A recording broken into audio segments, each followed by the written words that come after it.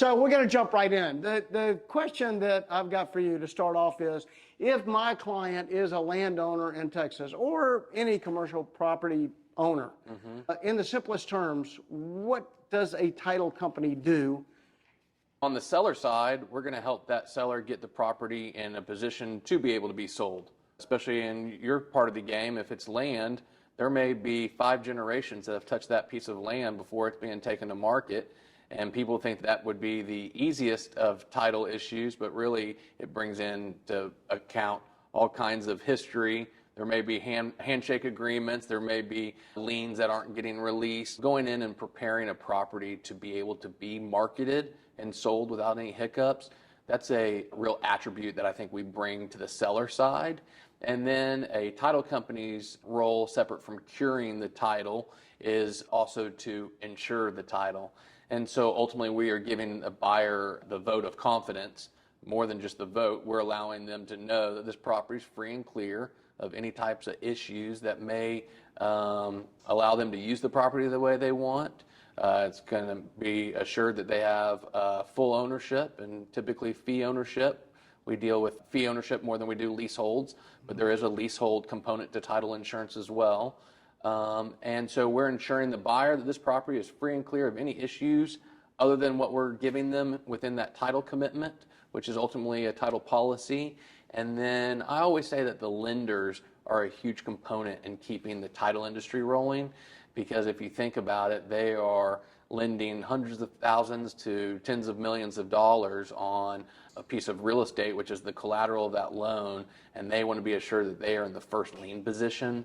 And so they're really the ones that dictate the cleanliness of the title that they are willing to accept in order to apply a loan to it. And the buyer gets to follow alongside that.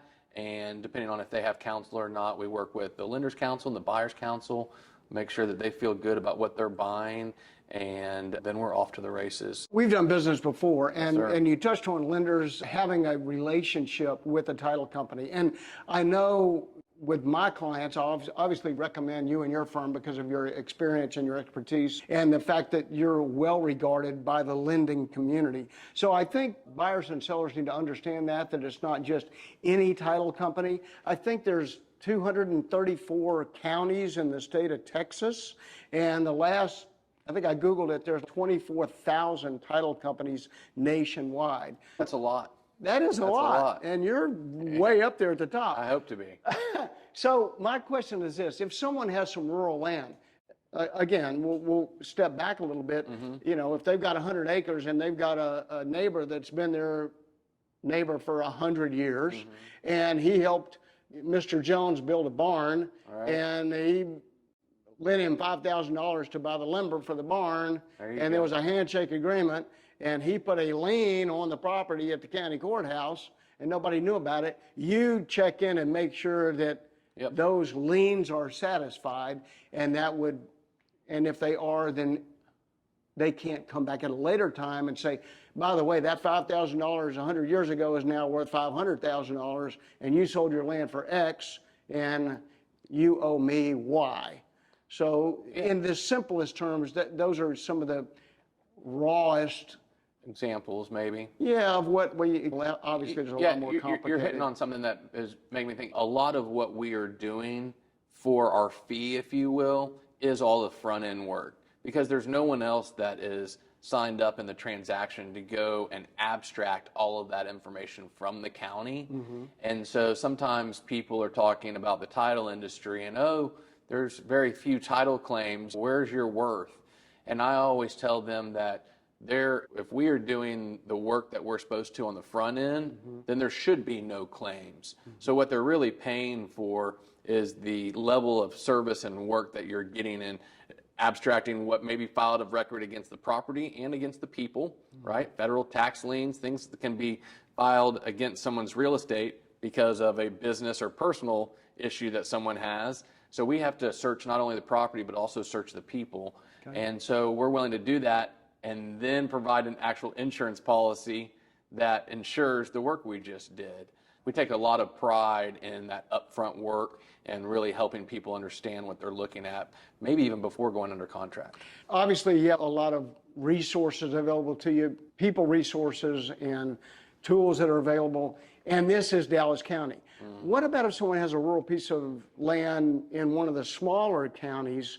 Can they get the same service out of a small rural title company than they can from one of the bigger city title companies? And are they required to do any business with a title company in the county where the land is or where they reside? That is a very astute question. You do have to be licensed in that county, and it doesn't really make sense for a title company to be licensed in every county, and so we will use our network. But an advantage in coming to someone who has a network is we've done multiple deals in that county. And there's some counties that may literally have 1 or 2 title companies, and each of those title companies are made up of 2 or 3 people each. And so there may be an owner who's the escrow officer and is also the examiner and the funder and everything in between. And so you also, I guess, you get another level of service sometimes when you come to a little bit more comprehensive title company, or maybe even just more well-staffed with resources like you're mentioning. And so we do a lot of ranch and land all over the state and throughout the country, and we have had a lot of instances where you may be helping someone buy a piece of land that may be in Collin County or further out into Henderson County, wherever your clients are looking, and we get to use our buying power with those county locals in order to get the information needed. If we don't have it ourselves, in all of those markets we have them, but in further out markets we may not have that license. But then it really comes down to the underwriting, and so the title policy that someone is going to receive, they have to be able to depend on that going forward. And so you got to get good work on the front end, but then you do have to be able to depend on the policy if there is an issue, right? Everyone's human, mistakes can happen. There's also unrecorded items, things can come out of the woodwork. And so we just believe that coming to the big city title company has a lot of reasoning that is beneficial not only to the seller, but also to the buyer and the lender. There are some title companies that aren't looking to do transactions that are outside the Metroplex or outside of the state. We're more client-centric, and frankly, we like to get our hands dirty, and if there's a problem, that's where we earn our stripes. Tell me about some land transactions that you and National Title have done recently that you saw something you haven't seen before, or you said, wow, this is a really interesting issue, and I learned something from it that maybe you could share with our viewers. Yeah, a pretty recent one is we have some residential land developers that are taking raw land and developing it into residential lots. And as we know, Salina has been a very hot area over the last 3-4 years. And this was a parcel of land that a couple of other developers had under contract. They reached out to the owner and wanted to now buy the property themselves. The owner was straight with them and said, hey, this has been under contract before. We weren't able to ever get the title straightened out so that there was a title company willing to insure it. And so we're happy to go under contract, but we're not going to let you tie up our property until we know that this title company can actually get it done, because we've had our property tied up for over a year before as the title company was working through issues. And so totally reasonable, right? No one wants their property tied up for an extended amount of time. And so my client, which at this time, this was a somewhat of a new partnership, 2 gentlemen coming from different development firms coming together, and they brought this to me and said, this property is worth a lot. It's worth even more if we can buy it and develop it. Can you sign up for this project? And so that is a project where we weren't under contract, or they weren't under contract. We still pulled the information along with them. They were willing to pay for whatever it took in order to get the appropriate research.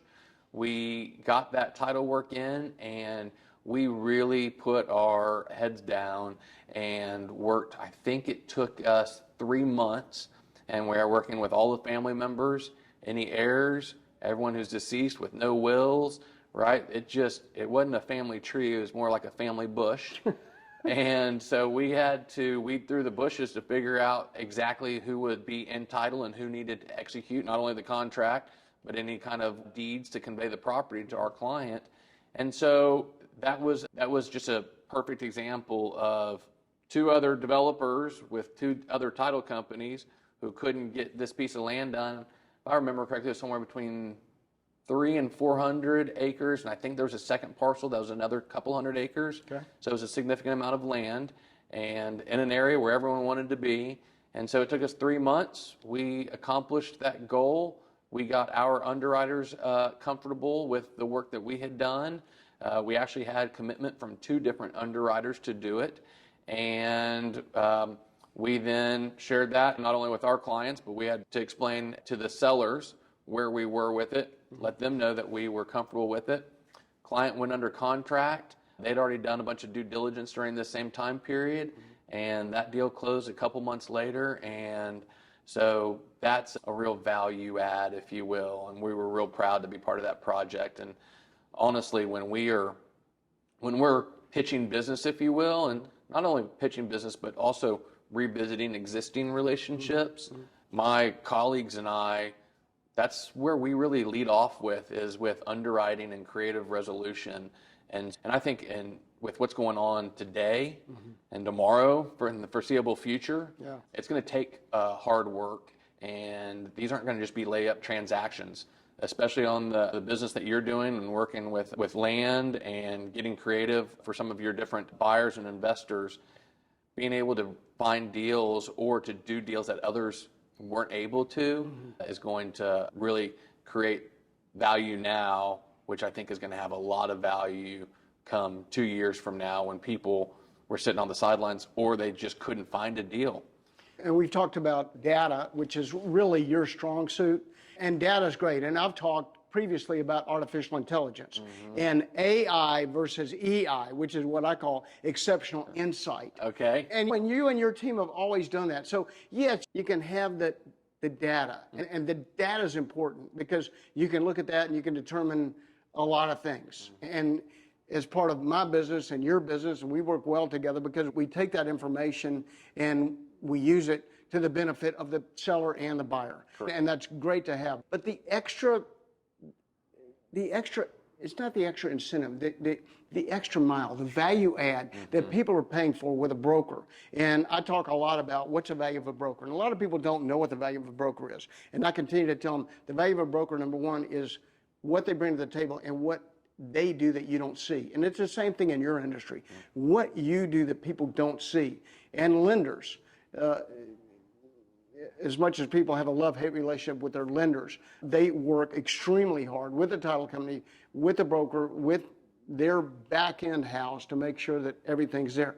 Real estate attorneys, very important component. You work hand in hand with real estate attorneys as well as I. And so when you do have a piece of land or want to buy or sell a piece of commercial real estate, I think it's important to really understand who the team is, who's leading the team, who the leaders are, what their experience is, and will they go the extra mile for you? It's not just about data. It's not about, oh, I can go to Google, I can go online, I've got all this intelligence Bing is doing me, or I've got all this information, and that artificial intelligence is big, and it's getting bigger in every industry. But the people and the brains behind the people and the effort behind the people and how they apply it. And how they apply it equals the EI. So AI is great. EI to me is what gets things done and understands the nuances of every aspect of the transaction. And the people have the insight and the experience. You've seen hundreds, if not thousands of deals and issues before they're even issues. Owners of property, you tell me stuff all the time. Bill, did you look at 1, 2, 3, and 4? And I'm like, wow, Lathram, that's amazing. No, I didn't. I'm going to do that today. I just want to re-emphasize the fact that, yes, we all want to make a deal, but there's so much that goes behind it. And so I would encourage the seller or the buyer, the client, whoever's going to call me or you, to really do their due diligence or ask the right questions, because there are a lot of questions to be answered, and you don't have to ask any questions. A great broker, a great title company, great commercial real estate attorney, a great lender will have your back. Right. And that's really part of the relationship too. Yeah. And so thank you for sharing that. Great information. If you were a seller or a buyer of some land in Texas today, we know what's happening. Obviously, interest rates are up. That makes carrying a loan more expensive, whether you want to be a buyer or whether you're a seller and you have debt on it and you're going, wow, what should I do, Bill? Should I sell it now? I do have some appreciation. The market hasn't collapsed. Let's hope it doesn't. Right. What can I do with that money? We want to touch on 1031 exchanges, which are big, especially if you're a seller. A buyer right now is going, I either got cash from a 1031 or I want to buy a piece of land. And if you were in either position as a seller or a buyer of land in Texas, what piece of advice would you give to a client? So when I'm processing those questions, I keep going back to how you've made yourself an expert in the car dealership/land business. And I know in our conversations, you're not there just trying to push real estate onto them or sell their real estate. You know their business. And by knowing the ins and outs, you really know what's going to work for them. And you may be able to look out in the future to be like, this area, this parcel, this makes a whole lot of sense for a certain client of mine. And so you having that kind of data and bringing it back to your clients or holding on to it until you know they're ready to make a move, having the off-market transactions or just knowing what makes sense for the business, that is what we are trying to do for the agent community. And the agents are really the bread and butter of our business. And so we want to do whatever we can to help them with the buyers and sellers that you're referencing. And so when we're working with someone like yourself and you may be bringing a buyer to the table for a new piece of land, let's say out in Justin, right? It's time for one of your car dealers to expand out into Justin, Texas. It's the place to be. Here we go. One huge piece, you're talking about the expenses of real estate and holding real estate right now. Taxes have been high for quite a while, and that's been a singular pressure point on real estate. But when money's falling from the sky, most everyone can handle one piece of pressure. It's when you have multiple pressure points that people do start to show real issue. And when you talk about taxes, you mentioned high interest rates. Insurance all of a sudden is a real component. So I definitely would advocate for everyone to be as proactive in their insurance planning as can be. And then as we also know, the equity requirements are higher than they've ever been. And so with all of those things, we are trying to figure out where we can bring some value. And one thing that we have done is we have created a memorandum that we utilize with our buying clients and with their lenders, and we are trying to help our people keep as much information out of the county records that doesn't need to be there. So when you are coming at a client with the idea of helping them minimize their tax liability and perpetuity, there's a whole lot of value to that. Because we've worked with some of the biggest groups around the country, and we've talked to them about tax liability, and they're not even really thinking about it, and or they don't know what to do. And one huge benefit of doing business in Texas, one of the other huge benefits of doing business in Texas, is we're a non-disclosure state. And we have a lot of investments that come in from out of state, and we have in-state banks and in-state developers and real estate investors that aren't processing it also. And where I'm going with it is they ultimately are putting their loans of public record. Not just the fact that you have to file a deed of trust or a loan of public record, which is required for the bank to secure the collateral, but they're also including the loan amount. And that is something that we see is absolutely unnecessary and only hurts and doesn't help.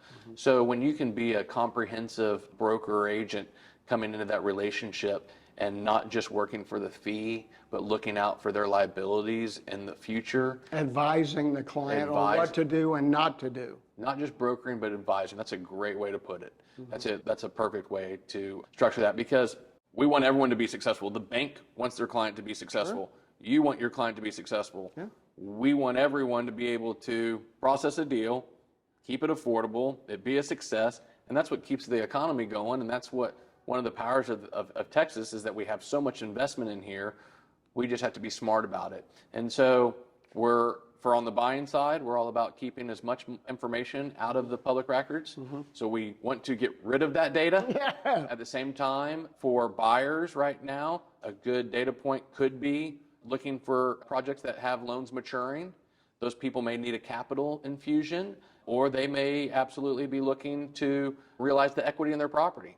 It could be a tax situation needs to be resolved, Absolutely. that a buyer could step in and get something on the cheap, if you will. Yep. And you bring up 1031s, and at the beginning of my career, I was under the impression, let's just pay the big man and move on.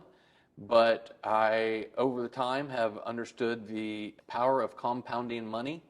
Yeah. And we had a client that is in the self-storage business, and their father started it, and then they took it over, and they would never cash out. They would continue to 1031 into the next project. He literally would parlay this money, and that compounding acquisition, if you will, resulted in a $1.6 billion disposition to public storage. That's huge. It's huge, right? And it's a number it's even hard You're to just comprehend. reinvesting your money in your business. And getting to keep a lot more of it. Sure. And money is so expensive now that it makes a lot more sense to hold on to as much as you can in order to parlay it. But that is a prime example of where a buyer and seller, they have to have an agent, because there is no one else who is going to be able to bring them a quality replacement property. All of a sudden they start stretching, and then all of a sudden you can throw good money after bad money. Because they're making bad decisions on the acquisition side and potentially on the disposition side. Yeah, maybe they're doing great on the disposition, but then they're not able to look at as many deals as what a broker could bring them. Yep. So they're limited, and so it's a lot higher chance of chasing a deal where, while you're marketing a project for them, you could be out already bird dogging additional replacement property for them. And there is going to be opportunity. There's going to be opportunity in land. There's not revenue that comes along with land. Yep. The banks are absolutely requiring a lot more capital when these people are going to renew a loan or to do a full refinance. Yes, sir. And so we also believe that this is a great time to partner with different equity groups. So that's a prime time to do that, or to JV with the actual end user of a project, and getting in and understanding some of those. I'm sure a lot of people are seeing more sale leasebacks. We also have a generation of baby boomers who are coming of age, and they're looking for that pop, but their son-in-law or their manager is still running that business and running it well. And so there's also an education process. And so sometimes just educating a property owner that sale leaseback is even an option. So we think that sale leasebacks are going to continue to be popular in commercial real estate. Yep. And then we also are big believers in the fact that debt is going to be purchased as well. I've done simultaneous closings before. I think I've done some with you. Might have even done an assignment of contract. Okay. But tell us about simultaneous closings. Yes. And tell us about an assignment of contract, kind of the ins and outs, who's the winner, who's the loser, or how does it relate to the buyer and the seller? Absolutely. So those are two ways of approaching the changing of ownership in quick manner. And so let's first of all talk about a simultaneous closing. Some people refer to it as a double close. Lenders Yes, sir. need to be aware of what's going on. And if they are not savvy, if they're not educated, that's part of what the real estate attorney, the title company, and the broker obviously would say, here's our plan. Let me put it on paper for you. Let me make sure you understand it. But lenders don't have a problem with it, because ultimately it potentially means more equity for their client and less leverage. Correct. And so it's something that they wouldn't necessarily frown on. No. It's something that they would probably embrace. Yeah, as long as they know the story. I'm thinking about a retail client that did a large tract in Forney that a lot of other developers looked at and passed on, didn't think that the area was ready to be developed and thought that the tract may be too large. And he went in and contracted for the entire piece and then actually took on different partners for different phases, right? One partner wants to be in on the multifamily side. One or two partners wanted to take the retail. Another one was looking for more of like single tenant pad site stuff. And he actually put it under contract and then closed into, I believe, 4 different entities. And I believe he was just awarded, he was given an award here locally for that project. And real proud of him for doing that. And that was him putting himself out there on something that people thought was a little bit forward thinking, too forward thinking, and thinking that the parcel didn't make sense. And he got creative with a multitude of partners who had a different appetite for different sectors in commercial and was able to make it happen. And now he's getting recognized for it. And we happen to be closing some of those right now. And I would say that they have been a profitable endeavor for him. I'm sure. So, and there's part of the value add that a broker brings, that a title company brings, real estate attorney, to think different, if you will. You've heard me say that before. Think different, act different. Don't approach every deal with the same mindset, because every deal is different. Obviously, the climate is different. The expectation of the buyer or seller is different. But that's what we bring. And that's why I love talking to you and doing business with National Title here in Dallas. These guys are state-of-the-art thinkers. I'll take that. Don't accept status quo. And there's always a way to make it happen. You got it. Yeah. Thank you, So, Lathram. all right. Thank you, Bill. You got it. All right. Enjoyed it.